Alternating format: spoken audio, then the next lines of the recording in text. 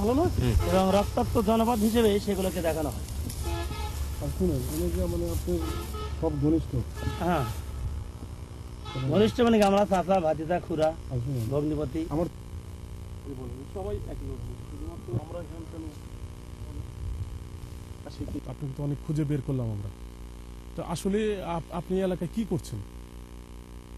আমি এলাকায় দীর্ঘদিন ধরে যারা আত্মস্বজন হারা আহাজারি মানুষ, মা বোন ধর্ষিত হচ্ছে, তাদের শকার্ত মানুষের মুখে হাসি ফোটানোর জন্য, যারা খুনের রাজনীতি করে, খুনলে হোলি খেলে, তাদেরকে আর খুন নয়, এখন নিরীহ মানুষদের মুখে সচেতন করে তাদেরকে খুনের প্রতিশোধ হিসেবে প্রতিরোধ করার জন্য সোশ্যাল অর্গানাইজেশন, সোশ্যাল মোটিভেশন হিসেবে কাজ করছি জাগ্রত জনতা নাম দিয়ে।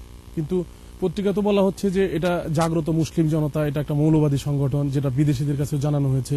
তো আপনি কি আরো বলা হয়েছে যে আপনি জোর করে নামাজ রোজা করার জন্য জোর করছেন, এটা ঠিক কিনা?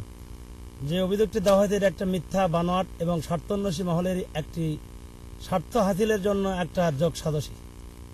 এর সাথে আমার কোনো সম্পর্ক নাই। ইসলাম কাউকে জোরপূর্বকভাবে কোনো কিছু চাপায় দিতে আদেশ করে নাই। আমি একজন মুসলিম, মুখে দাঁড়িয়ে আছে তাই জাগ্রত মুসলিম জনতা আমরা নাম রাখেছিলাম। এর সাথে কোনো জঙ্গি, বিদেশি কোনো ইসলামী স্টাইলে যারা জঙ্গি বা মৌলবাদী নামে পরিচিত, তাদের সাথে আমার কোনো সম্পর্ক নাই এবং তাদের সাথে আমরা এগুলো বিশ্বাসও করি না।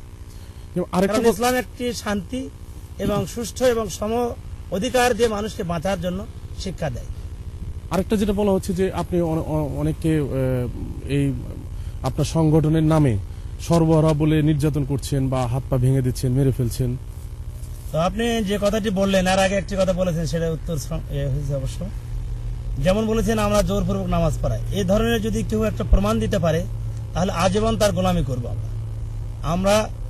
জানি যে খুনে কোনোদিন শান্তি আসতে পারে না। নির্যাতন করে মানুষকে শুধু যাতনায় দেওয়া যায়।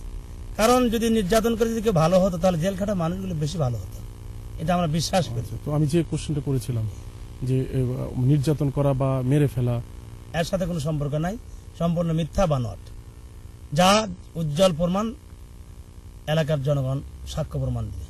আপনাদেরকে অনুরোধ করব, এলাকায় যান, সত্যতা যাচাই করুন, যা ন্যায়ের ভিত্তিতে যে সাদা হয় মাথা বেঁধে নিতে রাজি আছি ইনশাল্লাহ।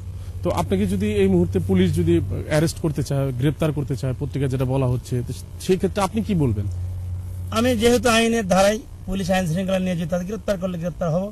আমি যদি নির্দোষী হই এবং নির্দোষী বলে আমি দাবিদার, আমাকে গ্রেপ্তার করলে আমি আইনের মাধ্যমে দ্রুত চলে আসবো ইনশাআল্লাহ। দলীয় কোনো সমর্থন পাচ্ছেন? সরকার দলের কোনো মন্ত্রী, এমপি বা কাদের সহযোগিতা? আমি কোনো রাজনীতি বা কোনো দলীয় পেটুয়া বা চামচা না।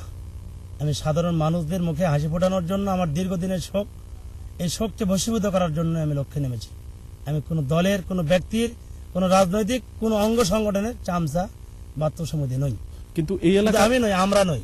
কিন্তু এই এলাকায় এসে যে আপনি মানে হঠাৎ করে এসে আমার কাছে মনে হলো যে মানুষকে জাগিয়েছেন, এটা সত্যি যে অনেক মানুষ এখন পাহারা দিচ্ছে, সর্বহারাদের বিরুদ্ধে কথা বলছে, কিন্তু এখন আপনি প্রয়োজনটা কেন অনুভব করলেন?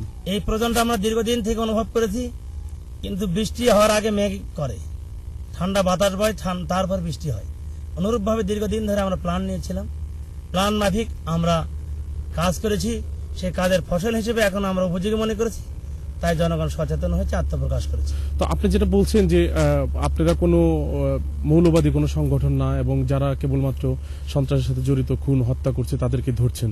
তো এখন তাহলে আপনার বিরুদ্ধে এই অভিযোগগুলো কে করছে বলে আপনি মনে করেন যে আপনি খুন? দীর্ঘদিন ধরে যারা এসব এলাকায় নিরীহ মানুষদের আত্মহনন করেছে, মা বোনদের ইজ্জত লুণ্ঠন করে, তাদের কায়িক শ্রমের যে অর্থ অর্জিত হয়েছে, এগুলোকে তারা লুটতারাজ করেছে, তারাই এখন এই জাগ্রত জনতার কারণে, জাগ্রত মুসলিম জনতার আহ্বানের কারণে তারা আজকে তাদের যোগ নামে যে কিটটা তারা লাভ করেছিল, এটা না করার কারণেই তারা এগুলো করছে। সেগুলি কে?